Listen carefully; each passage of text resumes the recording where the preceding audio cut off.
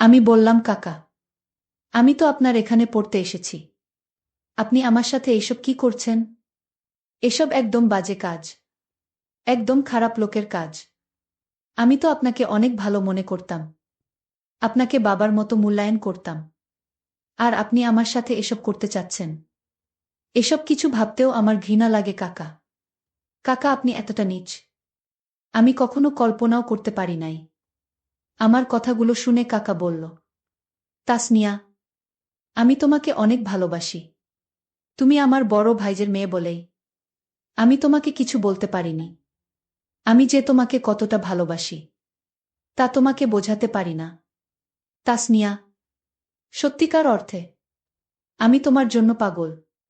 তোমার এই রূপ, তোমার এই সৌন্দর্য, তোমার এই চেহারা আমাকে পাগল করে তুলেছে। প্লিজ তাসনিয়া, আমি যা করছি আমাকে তা তুমি করতে দাও। আমাকে বাধা দিও না। আজকে যদি আমার কাজে তুমি বাধা দেও, তাহলে আজকে আমি মরে যাব। প্লিজ তাসনিয়া, দয়া করে আজকে তুমি আমাকে বাধা দিও না। আমি বললাম, কাকা, আপনার যা মন চায় আপনি তা করেন। যা হয়েছে, যতটুকু হয়েছে তাই যথেষ্ট। আর না, আপনি যদি আর একটু সামনে আগানোর চেষ্টা করেন, তাহলে এর পরিণাম খুব খারাপ হবে। আমি আমার কাকাকে এত কাকতি মিনতি করার পরেও কাকা আমার ইচ্ছার বিরুদ্ধে, খালি বাসায় একা পেয়ে আমার সাথে যা করল, তা শুনলে বন্ধুরা তোমাদের মাথা গরম হয়ে যাবে। বন্ধুরা, গল্পটি অনেক অনেক ইন্টারেস্টিং। আশা করি তোমরা পুরো গল্পটি শুনে অনেক মজা পাবে। আর বন্ধুরা, তোমাদের নিকট আমার ছোট্ট একটি অনুরোধ, তোমরা দয়া করে আমার চ্যানেলটিকে সাবস্ক্রাইব করে আমাকে সাপোর্ট করবা। হ্যালো বন্ধুরা, আমি তাসনিয়া ফারিন নোভা। বর্তমানে আমার বয়স 25। বর্তমানে আমি একটি বিশ্ববিদ্যালয়ের পড়াশোনা করছি। আজকে আমি তোমাদের মধ্যে যে গল্পটি বলবো, তখন আমার বয়স ছিল 14 কিংবা 15 বছর। আমি দেখতে খুবই সুন্দরী ছিলাম। ছোটবেলা থেকেই খুব পাকনা পাকনা কথা বলতাম। তাই আমাদের বাড়ির সবাই আমাকে নিয়ে হাসাহাসি করত। বয়সের তুলনায় আমি একটু বেশিই বাড়ন্ত ছিলাম। খুব কম বয়সেই আমার সব ফুটে উঠেছিল। যাই হোক বন্ধুরা, আমি নিম্নবিত্ত পরিবারের একজন মেয়ে ছিলাম। আমার বাবা একজন কৃষক ছিলেন। আমার মা একজন গৃহিণী ছিলেন। আমার 3 কাকা ছিলেন। 3 কাকার মধ্যে সবাই আমাকে মোটামুটি ভালোবাসতেন। কিন্তু তার মধ্যে ছোট কাকা আমাকে সবচেয়ে বেশি ভালোবাসতেন। আমার ছোট কাকা তখনও বিয়েশাদী করে নাই। তখন আমার ছোট কাকা পড়ালেখা অবস্থায় ছিল। আমার ছোট কাকা আমাকে অনেক বেশি আদর করত। আমি বুঝতে পারতাম, কিন্তু আদর করার চলে আমার ছোট কাকা ছোটবেলা থেকেই মাঝে মধ্যে আমার সাথে অদ্ভুতভাবে আচরণ করত। আমার বয়স তখন কম ছিল তো, তখন আমি খুব একটা বেশি বুঝতে পারি নাই। কিন্তু যখন আমি বড় হতে লাগলাম, আমার বয়স বাড়তে লাগল, তখন আমি কাকার এই আচরণের মর্ম আস্তে আস্তে অনুভব করতে শুরু করলাম। একদিন কাকা অনেক দূরে মেলায় গিয়েছিল। মেলা থেকে আসার সময় আমার জন্য অনেকগুলো খেলনা নিয়ে এসেছিল। কারণ কাকা জানত আমি মেলার খেলনাকে অনেক বেশি ভালোবাসি। কাকা মেলা থেকে খেলনার পাশাপাশি অনেক মজার মজার খাবার এবং মিষ্টি নিয়ে এসেছিল। কাকা মেলা থেকে এসব কিছু নিয়ে এসে আমাকে ডাকাডাকি করতে শুরু করল। আমাকে খুঁজতে শুরু করল। আমাকে খুঁজে যখন কোথাও পাচ্ছিল না, আমি পাশের বাড়িতে আমার বান্ধবীদের সাথে ঘোরাঘুরি করতে চলে গিয়েছিলাম। তারপর কাকা আমার আম্মুকে বলল, ভাবি, ও ভাবি, নোভা কোথায়? নোভা মাম্মির জন্য আমি অনেকগুলো খেলনা এবং খাবার নিয়ে এসেছি মেলা থেকে। তাড়াতাড়ি তাকে দেখে আমার কাছে পাঠাও। মেলা থেকে তার জন্য কিছু গহনাও এনেছি। আমি নিজ হাতে তাকে পরিয়ে দেব। তাড়াতাড়ি ভাবি, ওকে আমার কাছে ডেকে পাঠাও তো। আমার প্রতি চাচার এরকম ভালোবাসা দেখে আমার আম্মু খুব খুশি হয়ে গেলেন। খুশি হয়ে আমাকে ডাকতে গেলেন। আমাকে ডেকে এনে কাকার কাছে পাঠালেন। আমি যেতেই কাকা আমাকে ধরে বললেন, মাম্মি, কোথায় গিয়েছিলে তুমি? তোমার জন্য আমি কতক্ষণ ধরে অপেক্ষা করছি। আমি চাচার কাছ থেকে আমার নিজেকে ছাড়ানোর জন্য অনেক কৌশল করছিলাম। কারণ কাকার ধরার মুডটাই ছিল অন্যরকম। কিছুক্ষণ পর আমি কাকার কাছ থেকে নিজেকে ছাড়িয়ে নিলাম। তারপর কাকা আমাকে গহনা, খেলনা এবং খাবারের পুটলিগুলো দেখিয়ে বলল, মা নোভা, এসব তোমার জন্য। আমি এই সমস্ত কিছু দেখে কাকার কিছুক্ষণ পূর্বের আচরণ আমি তাৎক্ষণিক ভুলে গেলাম। কাকা আমাকে একটি একটি করে সবকিছু দেখাতে শুরু করল, গহনা, খাবার এবং খেলনা। আমি দেখে খুব খুশি হয়ে কাকাকে বললাম, কাকা, তুমি আমাকে অনেক ভালোবাসো, তাই না? যে কারণে তুমি এগুলো এনেছ। আমিও কাকা তোমাকে অনেক বেশি ভালোবাসি। কাকা আমার মুখ থেকে ভালোবাসার কথা শুনে একটা মুচকি হাসি দিয়ে বলল, সত্যি মামুনি, তুমি আমাকে অনেক ভালোবাসো। ঠিক আছে মামুনি, তুমি যদি আমাকে ভালোবাসো তাহলে তোমাকে একটা পরীক্ষা দিতে হবে। দেখি তুমি আমাকে কতটুকু ভালোবাসো। আর এই পরীক্ষাটাতে যদি তুমি পাশ করতে পারো তাহলেই তোমাকে আমি এই সমস্ত কিছু দিয়ে দেব। আমি বললাম, কাকা, আমি তোমাকে ভালোবাসি। তুমি আমার বাবার আপন ভাই। আমি তোমাকে কাকার মতো করেই ভালোবাসি।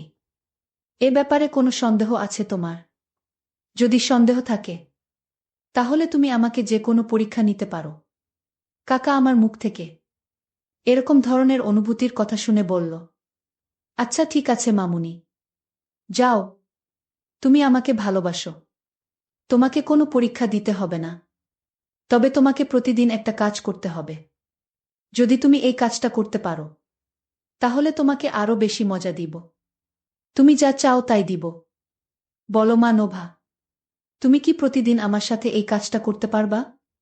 কাকা যখন আমাকে এই প্রস্তাবটা দেয় তখন আমি ক্লাস 8-এ পড়ি। আমার বয়স তখন 14 কি 15 হবে।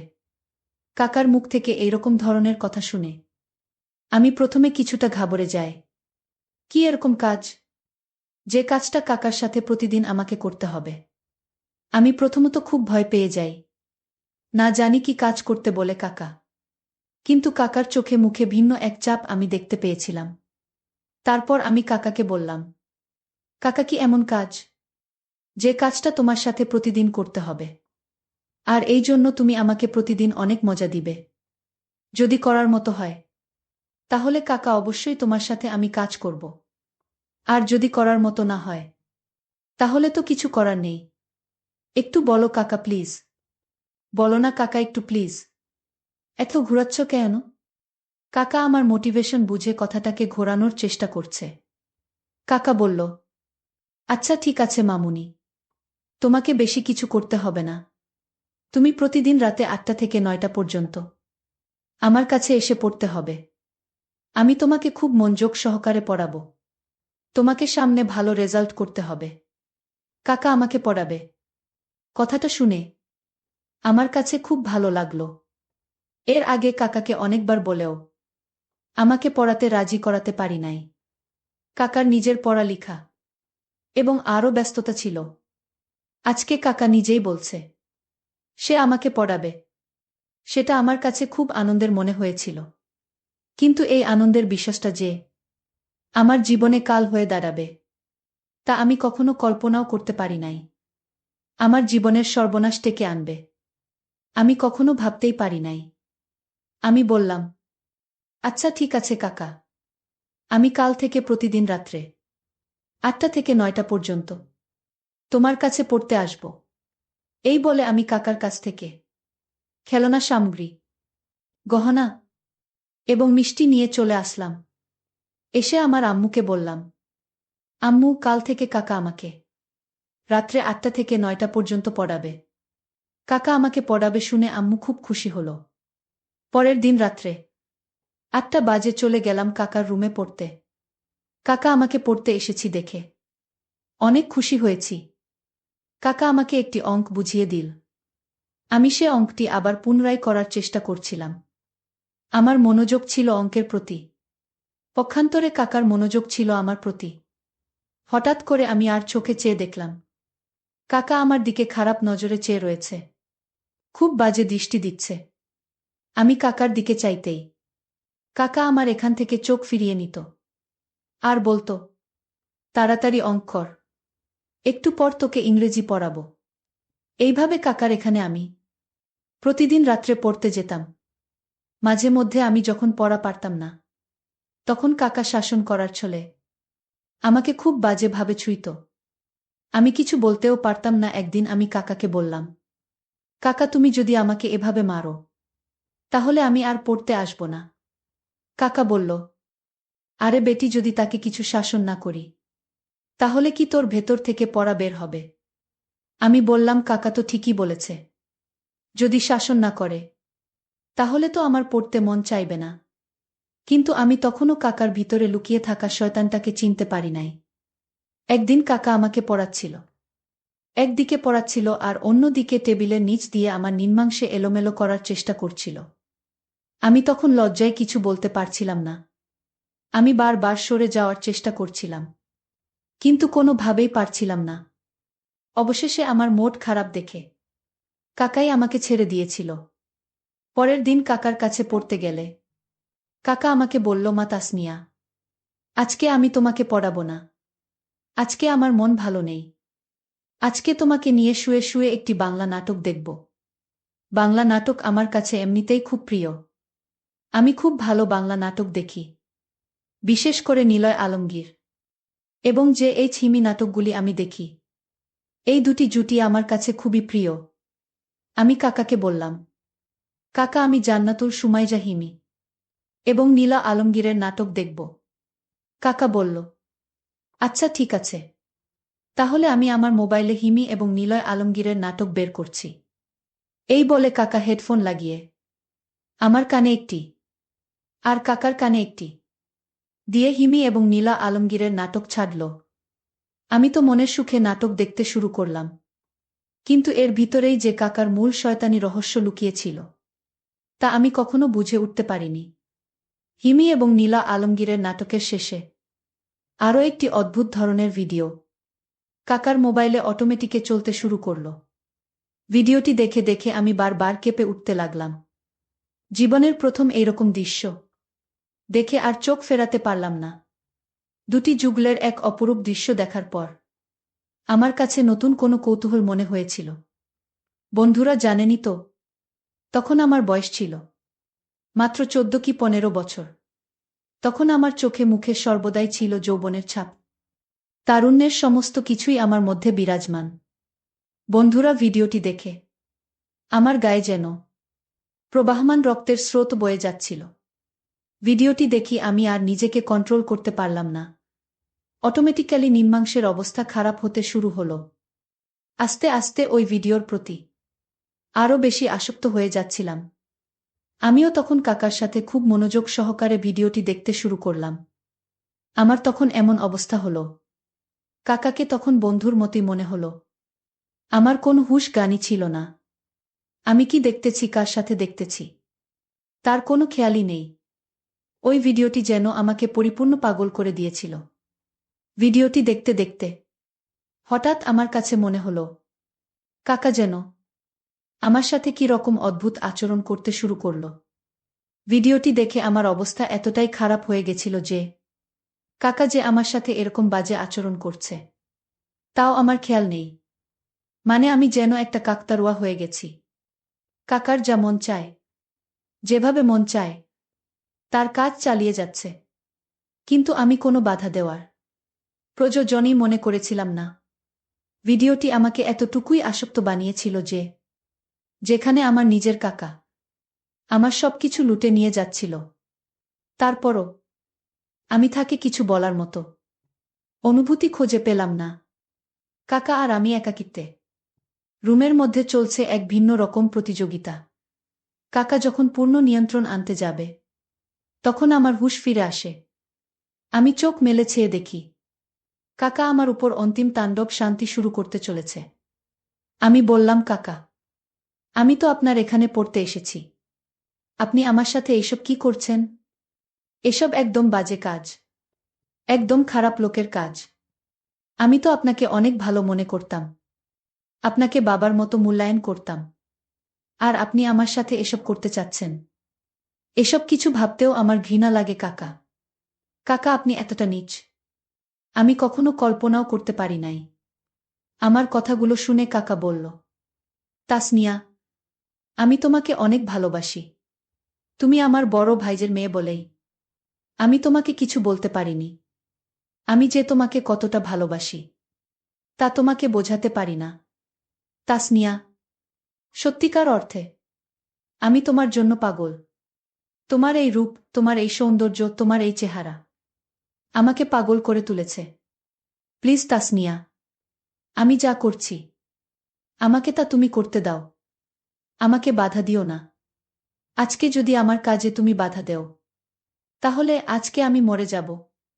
প্লিজ তাসনিয়া, দয়া করে আজকে তুমি আমাকে বাধা দিও না।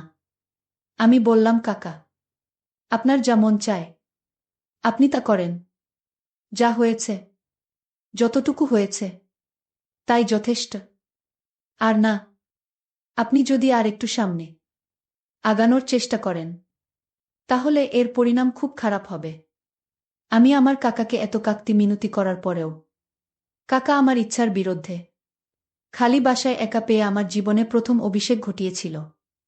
জীবনে প্রথম আমি এই রকম পরিস্থিতিতে আমার হৃদয় রক্তকরণ হয়েছিল। তারপর থেকে বন্ধুরা, আমি আমার কাকার ধারে কাছেও আমি যাইনি।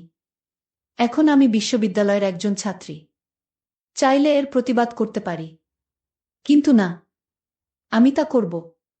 এতে আমার বাবা এবং চাচার মধ্যে বড় ধরনের ঝগড়া হতে পারে। তাই এর বিচার একজনের কাছে দিয়ে দিলাম। ভাবলাম কোনো না কোনো দিন হয়তো এর বিচার পাবা।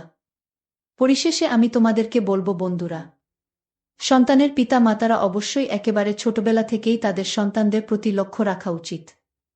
আর প্রত্যেকটি পিতামাতাই উচিত তাদের সন্তানদেরকে নিজের মতো করে মানুষ করা, নিজের চোখে চোখে রাখা এবং বিশ্বস্ততার উপর ভরসা করে কারো উপর ন্যস্ত না করা। বন্ধুরা, গল্পটি তোমাদের কেমন লাগলো অবশ্যই কমেন্ট করে জানাবে। বন্ধুরা, আজকে এই পর্যন্তই। আবারও আসবো তোমাদের মধ্যে নতুন কোনো গল্প নিয়ে। গল্পটি যদি তোমাদের ভালো লাগে তাহলে একটি লাইক দাও। প্রতিদিন আমি তোমাদেরকে এই রকম ইন্টারেস্টিং একটা করে নতুন গল্প উপহার দিব। তাই তোমাদেরকে অনুরোধ করে বলছি, তোমরা যদি এই রকম ধরনের ইন্টারেস্টিং গল্প পেতে চাও তাহলে দয়া করে আমার চ্যানেলটি সাবস্ক্রাইব করো। অবশেষে তোমাদের সকলের সুস্বাস্থ্য কামনা করি। ভিডিওটি দেখার জন্য তোমাদের সকলকে অসংখ্য ধন্যবাদ।